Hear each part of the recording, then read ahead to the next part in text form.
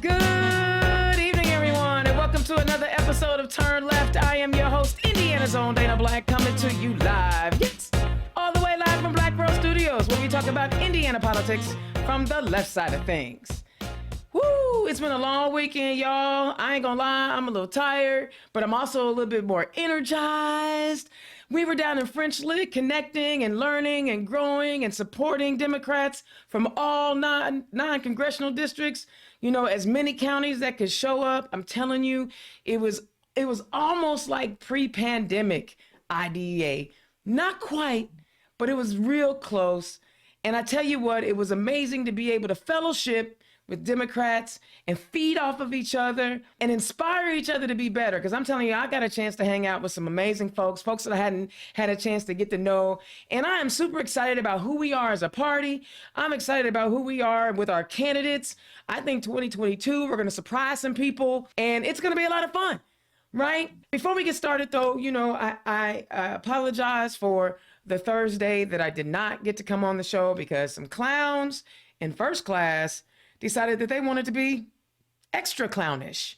And so my flights were delayed and canceled and all of that good stuff. So I didn't get back to Indianapolis in time to interview who I have on tonight as a special guest. So I apologize to the viewers who were looking forward to that and had that on your calendar, but I have her here tonight. And also, you know, it's been a couple of weeks since we had that special session.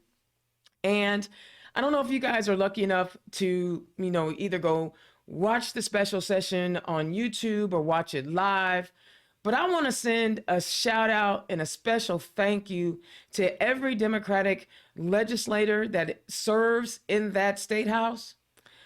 They were verbally abused by the right for 2 weeks.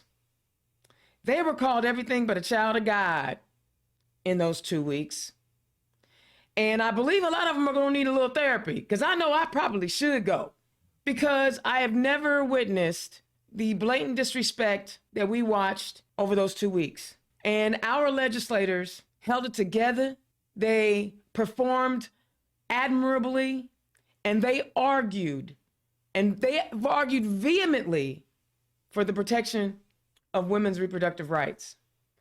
We knew it was going to be a hard slug and that we needed to pull some of those Republicans on our team to vote that SB 1 down. We didn't get enough of them, but there were a few Republican women who, you know, talked about how terrible this piece of legislation is and how the law will have unintended consequences. We're going to see women die. We're going to see young girls be traumatized over and over again. A notarized affidavit? Are you serious? The pure dismissal of a woman and her right to decide what happens to her body. See, the part that gets me is people act like everybody wants or believes that everyone should have an abortion. That's not it. That's not it. Frankly, I don't ever want anyone to have an abortion, but that's not my choice. I am a pro-choice person. I believe whatever happens to your body is your business. And I'm going to fight like cats and dogs, right, to protect it. But if we really want to stop unwanted pregnancies, why don't y'all do something with those men who keep on raping women unprotected? See, if we do something about that rape culture, we might reduce the number of needed abortions. But y'all want to talk about that. Y'all don't want to hold the men accountable who are violating women's bodies and little girls' bodies. Y'all don't want to do that. And then there are people who want to pass legislation in other parts of the country for folks to have to take DNA tests to make sure it's not their boyfriend or husband's child, like a boyfriend or husband isn't capable of rape. The pure dismissal of a woman's right to choose and body autonomy is atrocious. But if we want to make a change and fix all of this, then we need to make sure that we elect the right people. I was ranting and I was thanking our elected officials for fighting for us, and that's where I'm going to leave it. So let me read some news to you. First up, The Indiana Republicans on Saturday picked Rudy Rankum to replace U.S. Rep. Jackie Walorski on the November ballot after Rankum won the endorsement of the late Indiana Congresswoman's husband. Now, look, if he's anything like that last one, and listen, I'm not getting ready to talk ill of the dead, because she's dead. I'm sorry about that. And I hope her family is okay and is healing and finding peace in that. But y'all, we need to get with Paul Steary, who was running in the 2nd District as a Democrat. That's who we need to support.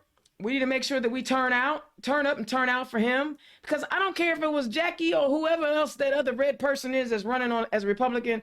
We need to flip that seat. All right? So congratulations for winning your primary, but we as the Blues, we about to take y'all down. We about to work hard to get rid of you. The AP reports Indiana Republican governor met with Taiwanese president on Monday following 2 recent high-profile visits by U.S. politicians that drew Beijing's ire and Chinese military drills that included firing missiles over the island. Governor Holcomb arrived Sunday evening in Taiwan for a 4-day visit that will focus on economic exchange, particularly in semiconductors, according to a statement from the office. You know, I ain't mad at the governor for going out trying to find a way or a means to bring businesses, but we already know that typically the jobs that he's looking to bring to Indiana are low-paying jobs, low-wage jobs. Do what you do. My thing is, are the Republicans going to go off on Governor Holcomb for going over to Taiwan like they did Speaker Pelosi?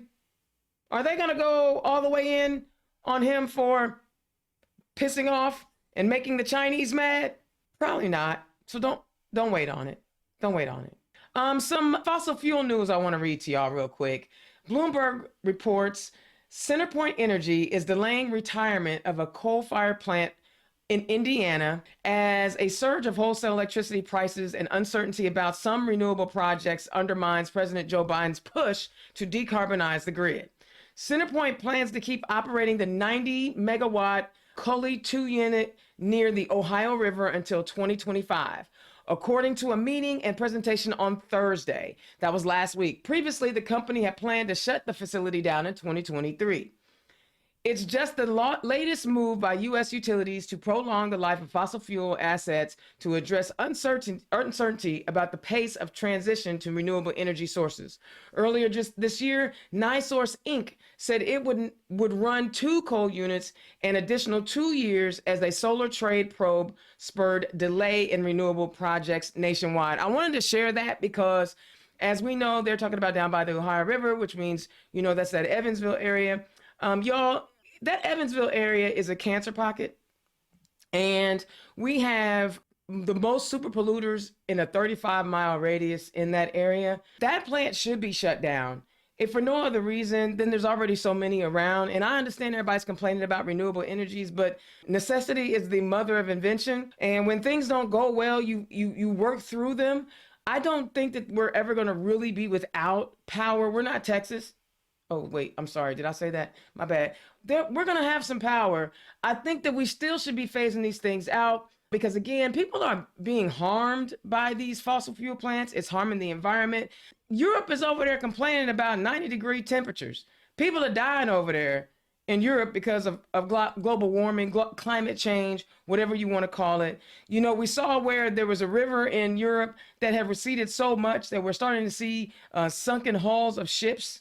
That's real, y'all. I mean, I know a lot of people want to be science deniers, but these things are happening. So y'all keep an eye out on these coal plants that they say they're going to shut down, but they're not.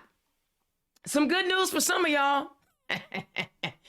Fox 59 reports the second round of refunds is already hitting bank accounts for some Hoosiers after the Indiana Department of Revenue said the payments will begin in late August. Lawmakers approved the $200 refund during the special session. The department expected most direct deposits to arrive on or around August 24th. That's in 2 days. Though some could arrive earlier. The agency provided the information of about 1.5 million taxpayers to the state's banking information on August 16th to kickstart the process. So for those of you who haven't received your first round, I don't know what to tell you. It don't look like you're going to get no money because if they didn't solve that problem, for you to get your first round of money, you're not going to get your second round. It's not about to happen. I don't know what to tell you. I would get with your representative or your state senator or call the treasurer or the auditor and find out where your money at. But see, while they messing up and not getting those folks the first round, we got people running for office that can fix those things. Okay, third time's a charm. I tell you what, this must be going to be like one of the best interviews I've ever conducted in my life. Never have I not had a computer be plugged in. Never have I missed a flight and had to spend the night in a strange San Antonio hotel. But this interview must be going to be the bomb interview, probably because it's two sisters. I mean, Indiana may not be ready for two statewide sisters just chopping it up, but that's what we're going to do tonight. I met this amazing young woman when she said that she was running. In fact, the first time I met her in person was at a pre-Pride party. And I was actually extremely excited that she was there and she was ready to go. She's a new candidate. I hadn't seen her out in the political space, but here she was hanging out at a Pride parade, about ready to go Pride with us. Then over the weekend, I had the opportunity to really sit down and talk to her and her husband, which I thoroughly enjoy. Met him at the State House, but yo, he's going to be like my new dog. Like, y'all, I'm just saying, he was so cool. I am excited that we have a woman, a Black woman, running on the statewide ticket. You guys, it's been too long since we've had a woman on a Black woman on a statewide ticket. We have someone who is more than qualified to be our state's auditor. Please, everyone, welcome to the show, my special guest, ZeNai Brooks, candidate for State Auditor. ZeNai, welcome to the show. Finally. Man, look, I owe you so many apologies for technical difficulties and flight delays. I swear I've been looking forward to this. How you doing? Good. It's okay. We'll just take me to dinner or something. It'll be fine. That's easy. That's easy. Cause see, you don't have to report that, cause that'll be like just some homies hanging out, right? Right. Exactly. So you know what? You've got your name on the ballot in November to run the statewide campaign. How you feeling? Good. I feel good. We're gonna do it. I don't think anybody is really expecting us, but we're making waves. I've been received very well around the state, and so I'm just like super motivated. I don't get in things that I think I'm gonna lose, so we're gonna do it. That's what's up. So you're new. A lot of folks don't know you. A lot of my Turn Left listeners have not met you. So tell the people who you are and where you come from. Yeah, so ZeNai Brooks, ZeNai like Renee with a Z. Just I like to throw that out there. Yeah, tell them how to pronounce it. Because I was ZeNai. corrected on Ariel this weekend and I loved it. Tell people how to say your name right every time. Exactly. So yeah, ZeNai Brooks. I was born in Fort Wayne, Indiana, but I was raised in Indianapolis, Far East Side. I went to Warren Central High School. My dad was in education. My mom was a paralegal. I was very involved in sports in high school, like any club. Like I did all the sports. I also did student council, honor society, like all of the things that you're supposed to do. My parents were very intentional about keeping us involved and active and out of trouble.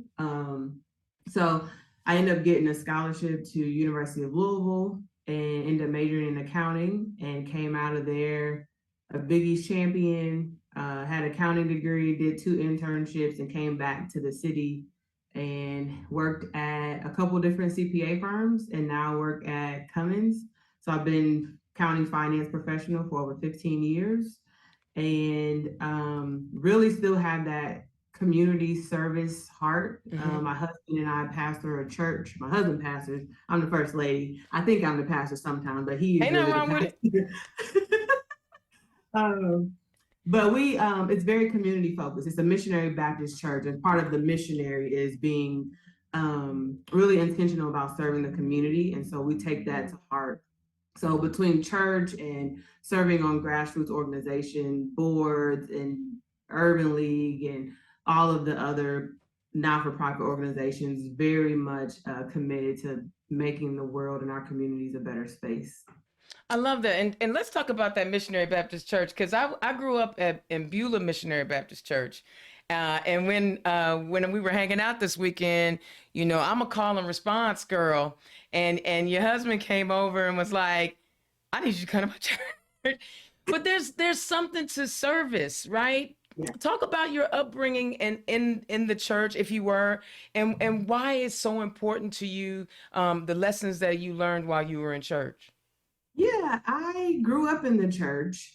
I was an usher. So I guess even in Fort Wayne, my uncle was a pastor. And so we were in church, you know, whenever we were supposed to be, not every day, but on the weekends and all that. Moved to Indianapolis. I was involved in all the youth activities.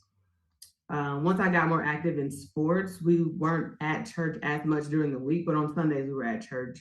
And then as I got older, I became an usher. So I was on the junior usher board, and then we didn't have enough ushers on the junior usher board. So I got promoted to the senior usher board. And then I was president of the senior usher board as like in high school. So like 60 and 70-year-old ladies were like, I think you got the energy. You can tell us what to do.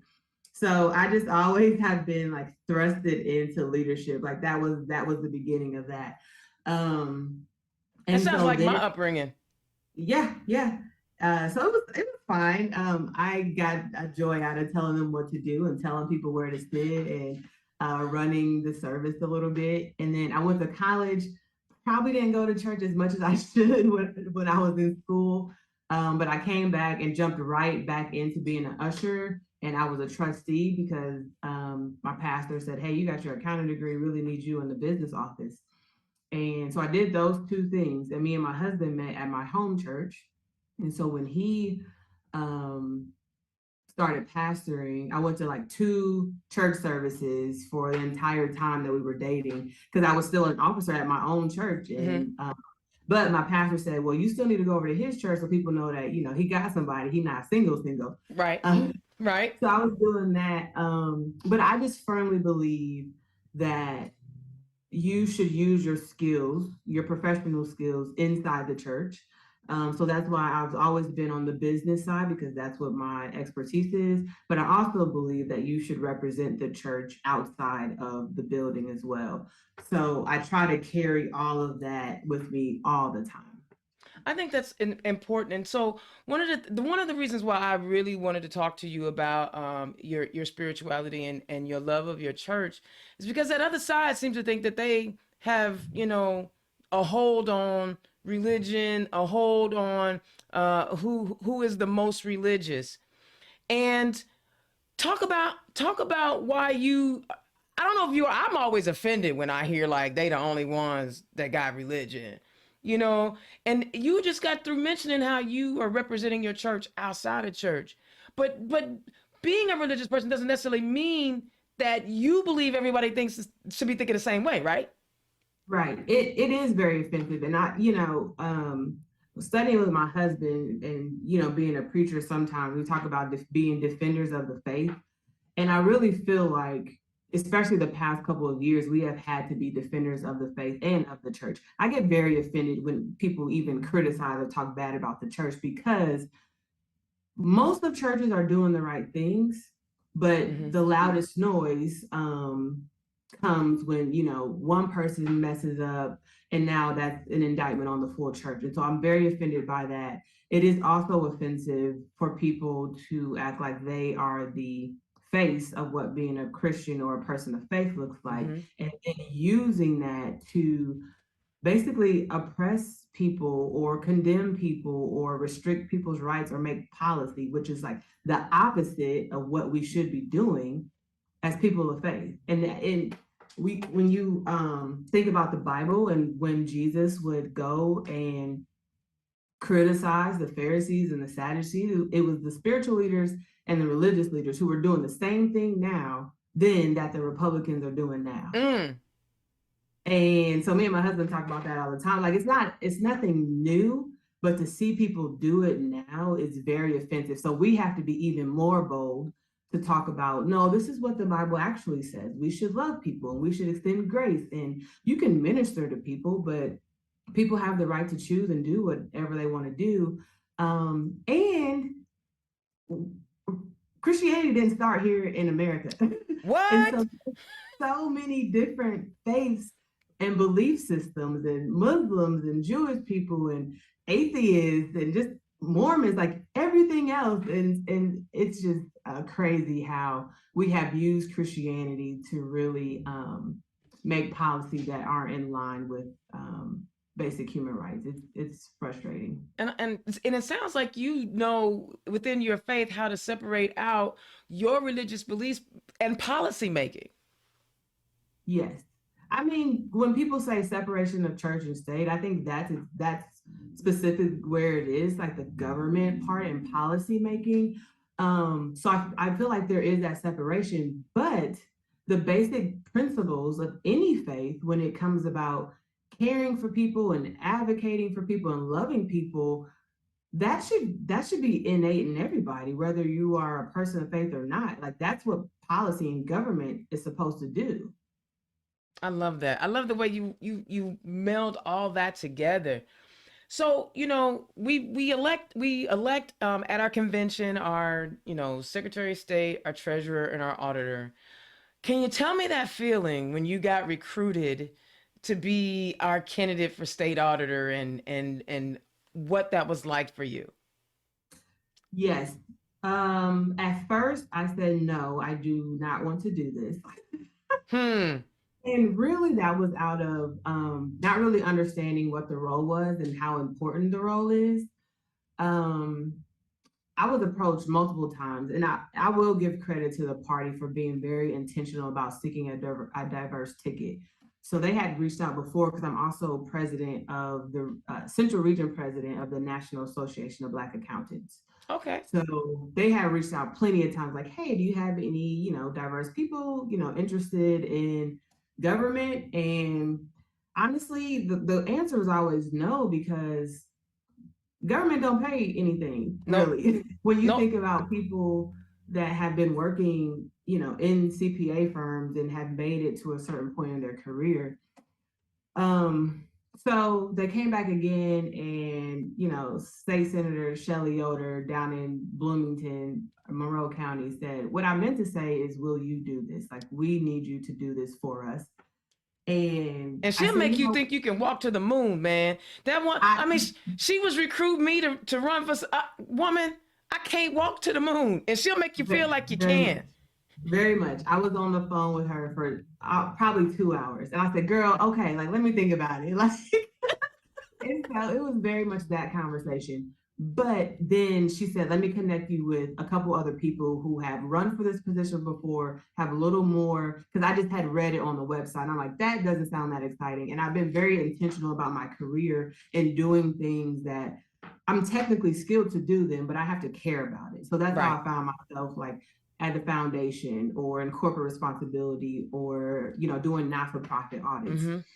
So aside from the technical part of the role, there is some power in the role. And when you think of it from a large scale, being able to really affect how money is reinvested back into communities and to really be able to affect change at a larger scale, I thought, well, yeah, like I could totally do this.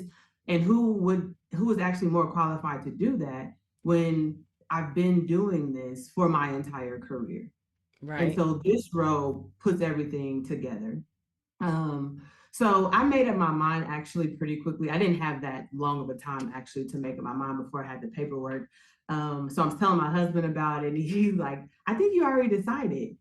He was like, I need more time to think about it. But for me, I just felt like once I really digested it, it was, and I said this, I think Saturday when we had the Dig in Your Heels event, it's really standing at the point of preparation meets opportunity meets purpose. And so now it's not hard for me to make a decision, say, yeah, I can do this, because when I think back of all of my career, my experiences, the things that I care about, it's the logical next step.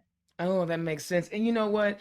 I have been so impressed talking to you. By the way, if you guys like what she's talking about, make sure you click on her donate link. It is right there for you to click on. You know me, we need to raise those dollars for these statewide candidates. And tonight it's ZeNai Brooks. So make sure you donate to her campaign. You know, talk about, for a lot of us, we don't know what the state auditor does. I know I really don't. I'm more into the policy making side of politics. What is a state auditor? What do they do? Yes.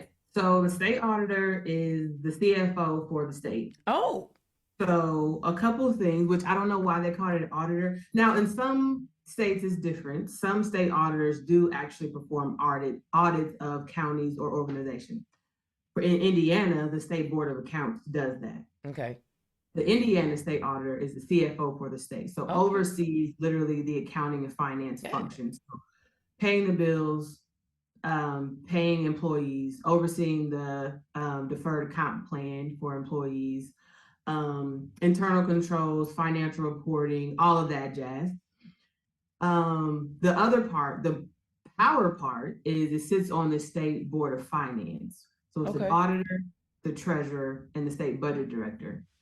State budget director is appointed by the governor. Auditor and treasurer are elected positions. This committee is basically an extension of the legislature. So Okay. the state budget director and their department and the legislator really come up with the budget, right? Okay. When they're not in session, this committee meets monthly and approves or denies money that is transferred between different agencies. Oh. So even So- after the legislature puts together the budget and it gets passed and it gets signed, there still can be some items that are removed from that budget. Well, Or not so much removed, but transferred. transfer. So an agency, they don't look like they're gonna spend all the money. They may contract or have an MOU with another organization. So we'll give you the Oh, money. wait. What's the MOU? You throwing out acronyms? Memo of understanding. Okay. So they have a contract basically with another organization to perform the service. So, we have budgeted or appropriated, it's an accounting term, a government accounting term, but we've appropriated this state agency to receive this many dollars to do this thing. Well, if they don't look like they're gonna spend it, or we maybe wanna put it somewhere else, we transfer it to a different agency. Okay. Okay. And Right so now, do you, everybody of the same party moving that money around, there's no checks and balances in there. I need you to say that again because I was interrupting you. Say that last part again. Right now, everybody that's moving money around is of the same party. There's no checks and balances. And There's so when we nobody see, in there, in my opinion, that represents the community. Nobody in there that's holding somebody accountable. Like, we gave you this money, what are you doing with it? okay. So, and see, you actually you're making me think about some things because basically we don't even know if someone shouldn't have received extra funding or should have received extra funding because these people are all making their backroom deals. Like, I'm gonna put this in my budget, but I'm really gonna give it to you. I mean, anything could be going down. I'm not saying it is. Correct. I didn't know that. Not saying it is, but there is opportunity. I will say that minutes from these meetings where money gets approved or denied to be moved around are available on the auditor's website. Okay. So, but it's very vague. It may just say, $1.2 billion was moved from this agency to this agency to perform this service. Okay. So why is it so important that we understand how the auditors are allowed to move money around? Because when we think about, for example, not to use like nerdy accounting language. Use nerdy. My buddy Crystal Allen, she's loving this conversation right now. Yeah, I know Crystal. That's my best friend. Really? Yeah, she's got, one of the only Black-owned CPA firms. A total solution. Indeed. I think there's maybe 2 or 3, and she's got one of them. So yeah, I like Crystal. She's part of NABA too. Yeah, it's important so what I try to tell people in the most simplest terms is that if you run a business, if you run an organization, a church, a school, anything, one of the most important roles is your CFO, like your accountant person, to understand like how the business is doing, what's the health of the organization, where are we spending our money, blah, blah, blah. Same thing with the state. Like it's Okay. important to know where the money is going, how it's being spent. Are there controls? Is there, a voice of reason or some accountability in there to make sure we're spending, appropriately? So the state has this $6 billion surplus. Mm-hmm. What is the state going to do with that? And does the state auditor have the final say in that? No, like I'm not going to sit here and say that this role has the power, but there is an opportunity to use this seat to add voice to that. Okay. And um, There's influence there. there's influence there. And I think this is an opportunity to elevate this position in a way that it's never been used before. I think so too. I mean, here as of late, I've started to understand the importance of a CFO. I don't know what Crystal does, and she talks about going to accounting conferences, and I'm like, so that's supposed to be fun? It is fun.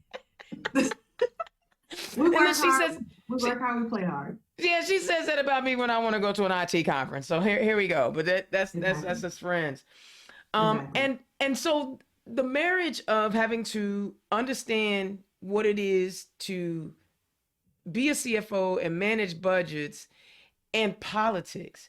How does, I mean, because this is not an appointed position. How have you been able to have the conversation, or what is the conversation like that you're having with people you're asking them to vote for them, and most people don't even know what an auditor does? What kind of conversations are you having? Yeah, it's the same thing. Like it's exactly what I just said. I was talking to a guy from a board that I'm on, and he was like, I was trying to convince him to host an event for me. And he said, well, you got to tell people why it's important because people really don't care. It's not really that powerful of a role. I'm like, sir, okay, I'm the treasurer of your board. Would you say that this is an important role? And he's like, oh yeah, super important. Like, I come to you for business decisions and strategy and da da da. I'm like, so is that not the same thing, right? And so that's what we're talking about. Okay. Accounting, finance is essentially the language of business. That's how we talk about it. You can look at your financial statements to figure out the health of your organization, in this case, the health of your state, what you're investing in, Mm-hmm. what do you care about, the longevity of your association. When we think about this $6 billion surplus, how are we going to use that to affect the lives of people? Okay. When we know, and you may know these stats more than I know, the state of Indiana ranks lower in a lot of things. Absolutely. Food access, we're at the bottom of the barrel. Education, healthcare, especially for Black and Brown communities. Mm-hmm. I think we're okay with infrastructure, but our water is very bad. So there is a lot of ways that we can reinvest this money back into communities. I think the criticism is of our state is that we've used a lot of our surplus to pay down the state's debt or reinvested it to have a better credit rating. But our people are suffering because we're not investing back into the people. Absolutely, absolutely. I mean, we already know that we have a teacher shortage because we are Yep. not funding and paying our teachers what they deserve after we've scared them to halfway death with crazy mouth breathe. Dana, don't say that. Good old boys yelling and screaming at them. Yeah. I'm sorry. I'm trying to be better. I'm trying to be better. But the governor just said, okay, we're going to invest 111 million in literacy. Like last week, he came out with that. Is that something that would go through your office? Like, is that a conversation you would have with the governor? I don't know. I think that, that will come through state budget director. Okay. Ultimately the payments come out. But like I said, I have never been in a position where I haven't added a voice. And Okay. I believe if you remember when Michelle Obama was here a couple years ago, and she said, if you're at the table, people should know you're at the table. Don't be Yeah. at the table saying the same thing as everybody else. If you are, then what is the point of you being there?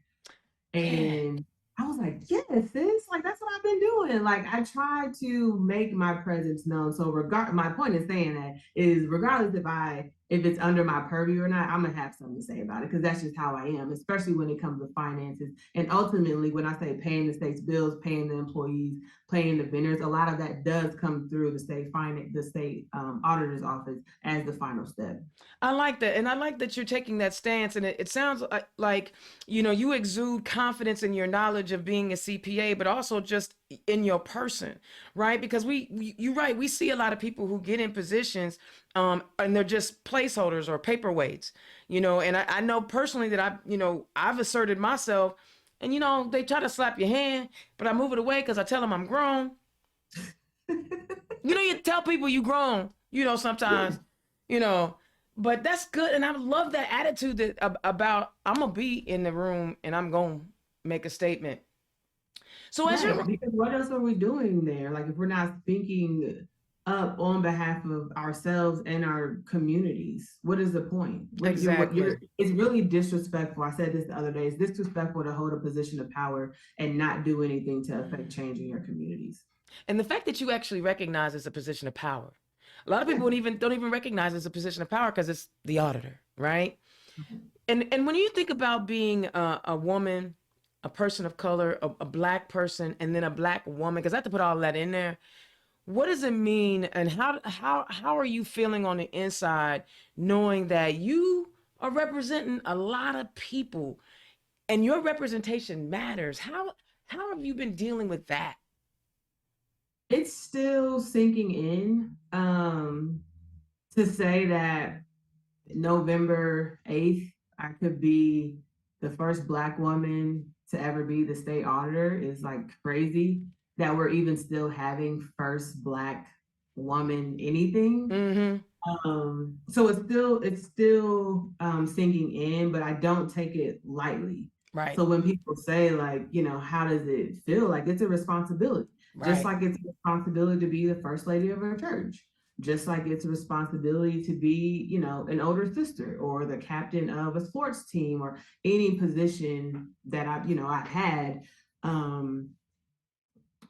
I don't take it lightly. So it's very important, and representation does matter. So when I think about my career and having advocated for people of color to have a seat at the table in the accounting finance profession for over 15 years, this is the same thing. When we look at our state house, there are some women of color, there are some people of color, but we don't have enough people in there because we got this super majority on the other side.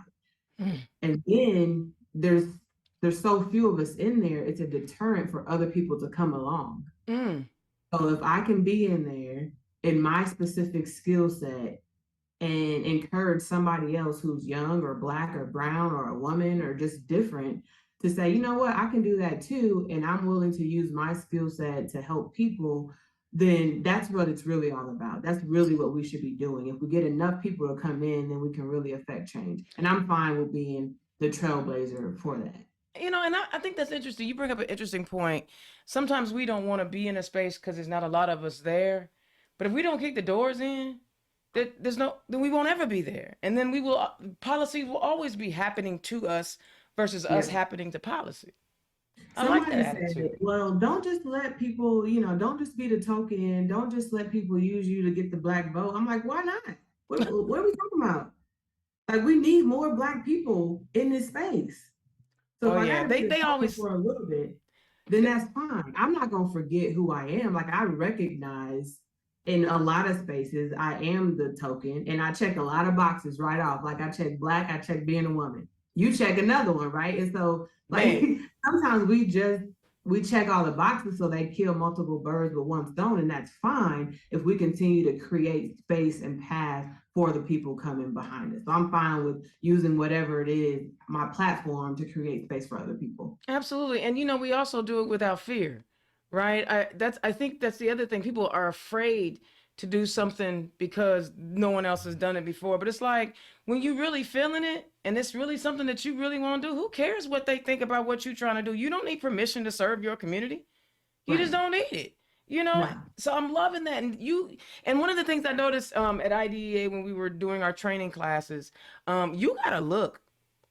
You got one of them looks. Yeah. My mama used to have it. Man, you got like I wanted to call on you a couple of times. I was like, I'm gonna wait till she gives me the okay look to call on her. Ain't nobody finna mess with you. I'm trying to get better about the look, but No, sometimes they need it. on. No, keep the look, because sometimes they need to know it. They need to feel it like I felt it. That way they back up off of you when you need them to. Yeah, You right. know. We're not playing. So tell me how running for office has been on your life. You are running a statewide campaign. Talk about some of the things you've been doing on the campaign and how it's impacting your life. It has been a significant juggling act because I'm still working full time, right? Oh. I mean, my job is very supportive, so I appreciate that. It has helped me prioritize things. I think people often feel like, oh, you got too much going on. You got too much on my plate. Not really. I feel like it all aligns. It's just prioritizing what's important. This happens to take precedence at the moment. So I've been able to kind of shift or delegate or something just not important right now. Right. So like I have a blog, I've kept up with that. Some of my NABA stuff at president, I've been able to delegate to my vice presidents. Same at work, I've got a full team of people that are doing things. So as far as the campaign goes, I do have a team. I have Ariel Brandy out of South Bend, who is my campaign and senior advisor. Farron Jones is my campaign manager. Heather Savage is my sister. She's my campaign manager. So we got a team of people that are helping kind of run this show. My sister does my scheduling. Farron oversees a lot of the committees and makes sure people are doing what they're supposed to do. And Ariel tells me who I need to talk to, how I need to do it, keeps us on track because she's been around this thing for a long time. So I've been traveling the state. I've been to Lake County a couple times, Maryville, Schererville, Gary. I've been to South Bend. I've been to Elkhart. I've been down to Evansville, New Albany, Jeffersonville, going back down to Evansville next week, and some other counties kind of in the middle. I've been everywhere. I'm really also though trying to hit non-traditional spaces. Okay. What do you mean what are non-traditional spaces? Yeah, so there are some things that the party does or that people do every year because it's part of the political thing. We're going to do the town halls, and those people are going to come because they are engaged in politics. They're going to vote. They want to hear who the candidates are. Fine. I'm going to go to visit, Hoosier Women Forward events or whatever township events. I need to go to places that there are people there who haven't been talked to in a while, who are disengaged voters, who feel like their voice doesn't matter. I need to go into churches, but we always go into church. I need to go into them differently to re-engage people. I need to go into just like different community spaces. Because we have to get people out to vote. And what I've heard is that there are several counties and pockets of the state that feel just forgotten because that's nobody true. has been talked to them. That's true. I felt that too when I was the deputy chair, and sometimes just when you're representing the party, just showing up for an event, they were ecstatic that somebody from the party knew that they were there. So I applaud you for doing that because every voice matters. And I'll be honest, I think it's fine that we go into churches if that's what you feel like you need to do. But unfortunately, it seems like, and correct me if I'm wrong, and if you feel differently, let me know. But I feel like sometimes politicians think the only way they can engage Black people is going to their church. Not every Black person goes to church. Right. I mean, I'd rather see you go to the barber or beauty shop. Yes, there's that. This weekend, I was at the gospel explosion at the Indiana State Fair. The entire group of people. We had a Black business block party. I'm going to a Latino festival up in Lake County in a couple weeks. So just different places and pockets of people. I met with Kent Yeager a couple weeks ago. Kent, our rural and farms director. Yeah. And he said there are plenty of rural spaces that feel the same way. So I try to tell people it's just not Black and brown communities. There are rural folks Mm-hmm. in our state that just people have just counted out. Mm-hmm. And this community has felt disengaged because one, they are very religious people, but they don't believe what the Republicans are saying. Yeah. But then they also care about water and infrastructure and education and healthcare because some of those communities are deserts for a lot of these things, but Mm-hmm. nobody goes to talk to them. Mm-hmm. So, okay, well, I got to talk about some issues, right? Because Yeah. yes, you're an auditor, and yes, this is not necessarily about, making policies, but there are a lot of heavy issues that are surrounding us right now. So let's talk about that 2 week special session we had, and the bills that were passed, specifically the anti-choice bill. What were your thoughts and feelings when that came down? Um, I yeah, I think just feeling a frustration from a lot of perspectives. One, you have people in there on the Republican side making decisions that are complete opposite of the people that voted for them. Mm, Majority of people in Indiana said that they did not want this bill, regardless of what they believe. But majority of people at the legislature voted for it. So you're just not listening to the people that you are supposed to represent. That's disrespectful. Um, Two, this shouldn't even be something that we're talking about from a policy perspective. mm, We have plenty other arguments and battles to fight when we think about funding going into our communities and rights and violence and food access and all of these other things. But we call it special sessions to take rights away from people. How does that make sense? it doesn't. It doesn't. Then, from the personal, as a woman, as a Black woman, one thing that the sad thing is a lot of Black people, I feel like this doesn't affect them Mm, because Black people don't have abortions, which I don't know who said that, but that is not the case. I what? think like 25% or so of abortions are done by people of color. Um, our infant mortality rate is very high. Black Mm, women in Indiana die at a higher rate from giving birth than any other population. So mm-hmm. now we're forcing people to give birth, and we're not even fully funding healthcare so that when they do give birth, they Right. have access to keep them safe. So I was reading the other day that this policy is making it 33% more dangerous for a Black person, a Black woman, to have a Mm, baby in the state of Indiana. So I've never given birth to kids. I don't have kids. I'm cool with kids. I got my nieces and nephew. That's fine. But in the event that I did decide to have a kid, it would be 30% more dangerous for me to do so mm, in Indiana. mm. It's crazy It to is think. crazy. Wow. That's a unique perspective. I don't have no kids either. My mother told me I was going to give back twice what I gave her. I said, nah, we not finna do that. Just like being in somebody's, like, why is it anybody business? Like, why is it policy Because on whether somebody chooses to have a baby or not? And then you want to force somebody to have a kid, but you're not forcing the financial aspect of it to make sure that that kid is taken care of. It's really like a pro birth mm-hmm, versus a pro life because I think our foster care system is oversaturated. it Our is. adoption care situation is oversaturated. Our K through 12 is not fully funded. So what's going to happen with all these extra kids that we're trying to force people to have? Well, we do need to have a bunch of cheap labor. And since, Indiana ain't really trying to educate us for high paying jobs, you know what I'm saying? Listen, I like to keep it real. And you don't have to comment on this, because you're the candidate, I'm not.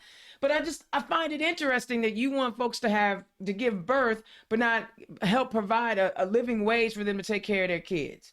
And then on Exactly. top of that, you are harassing teachers to the point where the class sizes have increased. I was talking to a teacher at IDEA and she was like, I used to have 135 students for the whole year. Now I'm up to over 150. You know, and that makes a big difference. That means my class sizes are bigger and I can't get as much stuff done. There are no substitute teachers, you know, those kind of things. Yeah. And I want to stick with education for a minute because you said your parents were educators. You know, Indiana's education is going in the wrong direction to the point where they got to give $111 million for literacy. Mm-hmm. Talk about how you see public, well, I say public education, but talk about how you see education and where do you think the role of public education is when it comes to making sure that we have well-prepared young people for the next generation of whatever's coming our way. Yeah, my dad was an educator. He retired from Lawrence North as a dean. He was my first kindergarten gym teacher. Oh. And then he worked his way and then eventually got his admin license. And then my husband, who's a pastor, but he also works in Lincoln Middle School in Pike Township. They don't have deans there, but he does discipline and runs their Young Men of Purpose program. So we talk about education a lot. And to me, our education system is very fractured, especially in Indianapolis, where you have public schools, you have this influx of charter schools, you have these private schools, there's school choice. It's just like kids and none of these are really working together in a simple way, in a seamless way to benefit the children. But that's not new, and that's not what really was contributing to like our kids not being educated, because some of these studies go back 10 or 15 years when our schools just don't have the funding that they need to pay teachers to have appropriate after school care and activities. And I think as we continue to see, I don't think we've seen the effects of that yet. We think about what they say, like 9% of people of kids of color are reading at the appropriate level. Like 9. That's the total population of Black folks in Indiana. Right, and that's Black and brown kids. Wow, that's scary. So it is scary. So we're not.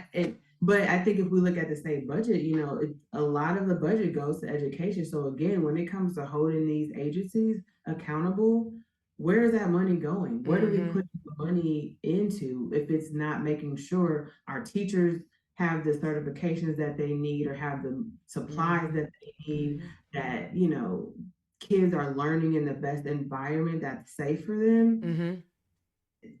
I don't know. I don't think that we've seen the effects of what this means. Wow. But I think our teachers are seeing it, and we're losing a lot of good teachers because they're frustrated with the fight. And I don't think we've seen the effects of that yet either. Oh God, no. I think it's going to be so bad. And again, we're going to lose out on a lot of economic opportunities in our state because for some reason these people have yet, you know, they can put together the importance of having $1 billion in their campaign funds to get elected, but they don't understand the correlation of funding schools and the successes that kids will have, because in our suburban and well-funded schools, the attainment rates are much higher. In our underfunded schools, not as much. And it's frustrating. So I want to go ahead. It's even more expensive as we think about going into higher education and four-year universities. And, you know, we turn our nose down on community colleges, but they, you know, a lot of the professors at these major universities teach at community colleges too. And community colleges have great education where kids aren't, you know, having to rack up a lot of debt. So it's just we're not thinking about education in the right way. Right. And that's why Indiana is like last in education. Right. And I don't think we're doing our apprenticeship I know the unions are doing the best they can to attract young people to apprenticeship programs, but I think there should be a further state emphasis, because bottom line is we still gonna need plumbers. We still gonna need carpenters. We still need electricians, because I'm not doing none of that. That's another group of people that we are, as politicians, are like not listening to. And there's been, you know, policy that goes into place that tries to restrict the rights of our labor unions and doesn't want to pay equal wages. I was talking to a guy in French Lick, and he was saying how we're putting money into bringing businesses and work to Indiana, but we're not encouraging them to hire Indiana workers. We're getting workers and people from outside of the state, so we don't have to use union work. And so there's this whole disconnect, and then we're not encouraging people to go and, get some of these trades. Yeah, because, we're a right to work state, and, they, Mitch Daniels came into office day one, was like, I'm not working with unions. I mean, but the idea that people can't collect the bargain. Like, we can't come together, and it keeps us fractured, and they always try to come up with negative things about unions, but I can give you just as many negative things about business owners and bosses. So quit playing, quit making it seem like only unions are bad. If think about it, we wouldn't need a union if it had not been for the bad bosses. Exactly. Let's talk about, nobody wants to say that. See, let's talk about constitutional carry that was passed. You mentioned earlier, we have real issues. We have real issues that we should have been discussing and dealing with instead of taking rights away. And you said violence was one of those.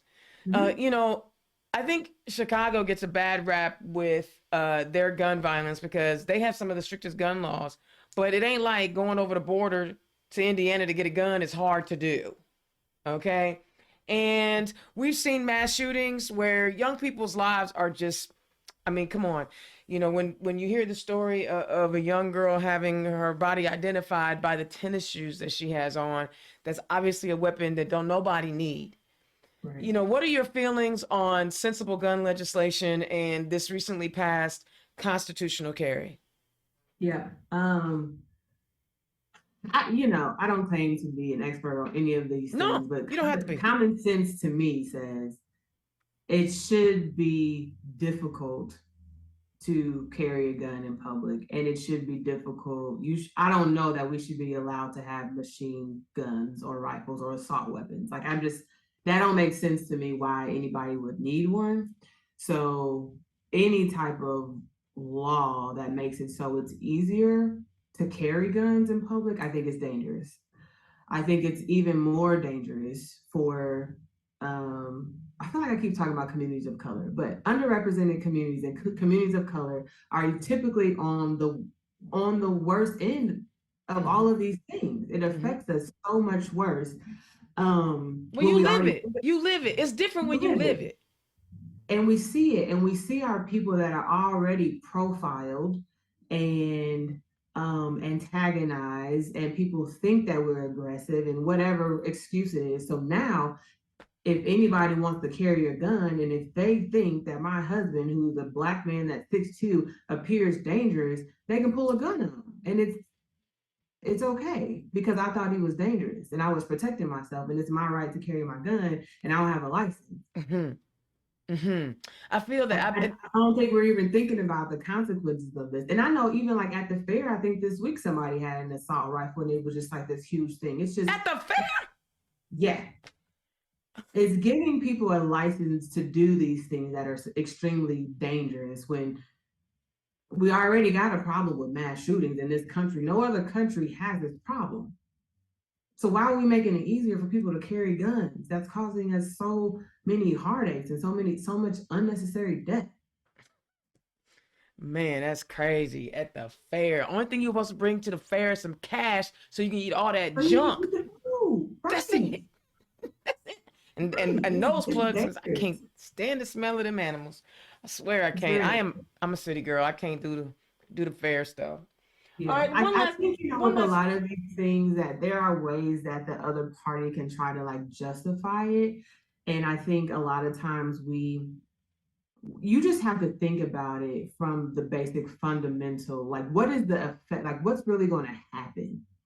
And we don't like to talk about that part, like what's really going to happen? What type of activity are we empowering that can be a danger to society? Yeah, I'm with you on it. They are looking short term, or this is what's going to get votes if I do this. I mean, Jim Lucas, God bless his heart, is such an idiot. He, again made derogatory statements against the Jewish community, and it's like, and then he acts like he don't realize what a bigot he is. Like he don't realize, but these are the unintended consequences of your behavior. So in his instance, he literally, outraged an entire community. Yeah. But when it comes to this gun thing, you could literally obliterate an entire community, and that's what these people are doing. All right, one last question, because my young people always talk to me about this because they know that I'm old and cantankerous and I'll be gone soon. And they, hey, look, you ain't never seen a dead person come back talking about, oh, I hate being dead. They be happy up there. Anyway, talk about climate change. I mean, because young people are looking to us. Well, you're not as old as I am, so there's that. But young people are looking for leadership from us as old schoolers to protect the planet for them and future generations. Talk about where you are with climate, and again, I don't expect you to be an expert at any of these things. I'm just trying to get a feel for you. Let the people get a feel for how you feel about these things. Yeah, you asking me all type of stuff. I'm like, good thing I actually pay attention. Oh, you look like you might read. You look like you might read. I'm not confused. Yeah. I don't know. I think to act like climate change doesn't exist is naive. I think when you think about the changing of the sea, climate change is a real thing. So I think that, yes, we need to invest in it. I also think that we need to do our part. And so you see a lot of organizations like Cummins that I work with, you see them moving towards a clean energy, new power initiative. You see investments in water to clean up water pollution and clean air. I definitely think we have to look at what are the longer term effects of some of the things that we're investing in. When you think about the cars that we're driving and how much we're driving and how is that affecting the air quality, it's a real thing. So even when we think about what Purdue is doing with the wind turbines or whatever, and there's some give and take with it, right? Because the air turbines are supposed to help, clean energy and power and all of that. But then, there's a problem with them and birds and bats. And so what do? Mm-hmm. I don't think that you can do nothing though. So I kudos to people that are trying to have positive change on climate change, but I don't know enough to really say what we should do. I just know we can't do nothing and act like it doesn't exist. I love it. You're a common sense kind of woman. And as my mama used to say, common sense ain't so common. So I'm really happy that, real talk, you just down. Like when I didn't know when I gave the speech at the convention, if you would be cool with me calling you a sister. But I know now. You give the best intros. I was like, I need to take Dana everywhere we go to just hype me up. Oh, no. Because too much of a good thing can still be bad. No, but it's not easy to talk about yourself. So to have somebody else do it in an exciting way, because I'm not always the most exciting. I'm no, you're a CPA. I'm teasing. Yeah, that's it. And I can be a preacher sometimes, but I'm still not my husband is very charismatic. I'm a teacher more than anything. Mm-hmm. So I appreciate you, hyping me up. So it's been encouraging. There is one question. I'm kind of looking at the live too. Can we answer that question? Yeah, I can't because I'm not that talented. Okay, so Tracy said, why do we still live in Indiana or the United States? She said, why? And people ask that all the time, but the reality is I've never wanted to leave Indiana for a couple of reasons. I like the convenience of it. I get where I need to go. It's enough people, but not overpopulated. But I think there is still a lot of opportunity in Indiana. We do see investments and we see economic growth and we see some good things happening. And I think there are a group of people that can really affect change in our communities. We just got to work together.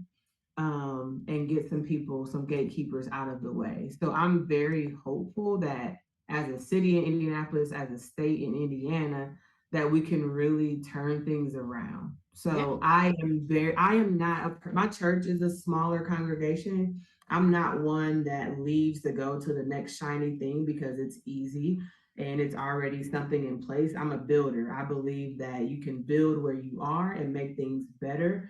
So even with our church, I'm like, I'm always looking for people that want to come help us grow something. Yeah. If you want to come and be entertained, that ain't us. Go to a different church.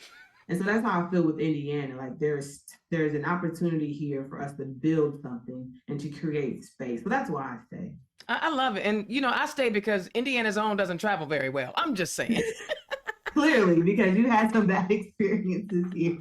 Man, but you know what? I was telling your husband, we were just kind of rapping. And he did the most loving thing a human could do. And this is when I knew, like, this is going to be my dog. Like, I knew. The first thing he says was, I apologize for everything a pastor, how they made you feel if it wasn't a positive way. And it was like, it wasn't on him to apologize for all, what people had said, been said to me, especially, as someone who's is a rainbow warrior. And that was just so significant to me this weekend. And actually, it was at the State House, he said. It wasn't at French Lick. It was somewhere else he said it, because we done now connected a few times. And he said that to me. And it just, because I'll be honest, I was real nervous, because I've had my experiences with male pastors. Women pastors are a little different. Like, and maybe it's because it's the woman thing, right? But usually, especially, they're attacked too. They're not always accepted. No, they're not. No, I had one, sis. I had a chick one day look me in my face and say, "I don't believe in your lifestyle." What it got to do with you? Yeah. The audacity to think that your opinion about my life matters. But he did that, and because of a lot of the negative experiences that I've had with pastors and my sexuality, it was so refreshing. And I felt his love, and I know it radiates between the two of you. And that's why I'm excited about, what you're going to bring to this statewide office, because, you surround yourself with love. You surround yourself with positive energy. And I know people think I'm weird when I talk about those things, but that's good. Like, I don't see darkness as well as I see light, right? So I miss when people was trying to mistreat me because I don't see dark. But I see the light in the two of you, and y'all bounce off each other, so it just gets brighter and brighter and brighter. So, like, I'm excited about who you are and how you will be a leader in our state house. All right, tell the people where they can find you. Physically in Indianapolis off of 86. Where can they find your campaign, girl? My campaign site is votezenai.com, VOTE ZeNai, ZENAI.com. I'm on all social media as Vote ZeNai. So I think my Facebook page is ZeNai for State Auditor, but Vote ZeNai on everything: Twitter, Instagram, Facebook. I need more followers, so please follow me. I'm pretty funny. I have great things to say. I'm on LinkedIn too at ZeNai Brooks, my professional profile on there. So. Yep. And so, do you have any fundraisers or events coming up that people can attend? Yeah, there's a lot of things that people can attend. Well, they can find it on your website, maybe. They can find it on. I posted. I'll do an itinerary for this weekend too, because I'll be down in Evansville for a couple key events on Thursday, and then circling back up. I'm like crossing the entire state this week, so I'll put an itinerary out there. Yeah, so we can find you, so we can, because we want to support you, and it takes a village, right? It takes a village. And you don't have to like come physically to a fundraiser. People can go to my donate page to donate, because I do need money to travel and to send out mailers. Also, if people want to make calls for me or write postcards or walk or canvas in their own community, we need to do that too. And that's what I've been telling people. Like, I am one person. I can't get around the entire state. So I'm trying to build an extension of myself all across the state to have people be able to speak on my behalf. So anybody has any skills, or you can just pick up the phone and call or text people, we can send you a call list and we can put you to work pretty quickly. I love it. That's so important. Volunteers are so important. And I really do appreciate you. I'm excited for you. And we finally got the interview in. All right. Thank you so much for joining. Hang on just a second before you hang up. Guys, I know there are a lot of y'all that are like, Liz Cheney. Well, first of all, she still voted with Trump policies, 90+% of the time. Her and her gay sister really just now starting to talk to each other because she really wasn't down with gay folks. And she really ain't down for none of the things that we value as people on the left. So I'm gonna need y'all to stop hyping her because she did the bare minimum, which was protect the Constitution. That's the bare minimum. But the reason why I even bring her up, did you see what Wyoming did to her? Her last name is Cheney. Her daddy shot a whole person in the face while he was vice president and still lived to tell the story about it. In fact, the dude that he shot in the face actually got on a press conference and said, oops, my bad. You got shot in the face and you say my bad? It was my mistake. This is a Cheney. It's like, for us as Democrats, it's a Kennedy, right? Or a Clinton. The name resonates throughout the party. Those folks in Wyoming said, we don't want that, and they fired her. Now, whether or not they should have fired her compared to the other chick is irrelevant. That's not the point I'm trying to make. The point I'm trying to make is, do you see the power in our votes? That's the point I want to make. Anytime anybody talk about my vote don't matter, my vote don't count. Did you see what Wyoming did? They voted out a legend. They all got together. She won 2 years ago that primary by 70+ points. She lost it by 30 points. Every vote matters. Every vote counts. All we have to do, and I know y'all get tired of me saying it, but all we really have to do is show up. Okay, you got 79 days left. Don't forget, you can register to vote up until the first week of October. You got to get that in. Register to vote and get to the polls. There are more of us than there are of them. There are more people who care about protecting a woman's right to choose. There are more of us that care about letting trans kids be trans kids. There are more of us that care about, creating more affordable housing, right? There's more of us. All we have to do is show up, and we too can vote out every Republican we don't like. All right, that's Indiana's own Dana Black Turn Left. Guess what? That means you're going to have 2 shows this week. And hopefully I'll remember to plug in my computer. I want to thank ZeNai Brooks. And y'all, please, please, please click her Act Blue donate link. Find a way, $5. That's all. Sometimes it goes a long way. If you can volunteer, if you can give us some time, we don't have to do it every week. You have to do it every month. If you have one Saturday that you can help her out, making some phone calls or sending some emails, reach out to her and all of our statewide candidates. I still have Destiny Wells scheduled, and I'm working on getting Thomas McDermott scheduled. That one was a little bit tougher. He's got a real schedule. He's got a schedule that's just like, whew, he's tough. But that being said, I'm so grateful that you guys had a little patience with me tonight. And I love doing this show. I hope you tune in on Thursday when I have 2 more guests that we can chat with. See, it's like an extra show. This was great. Remember when I was doing Turn Left specials when the pandemic started? Just like that. Thank you, ZeNai. Thank you, everybody, for tuning in. I will holler at you next time. Peace. Turn Left is the property of Black Pearl IT Solutions. Executive producer, Indiana's own Dana Black.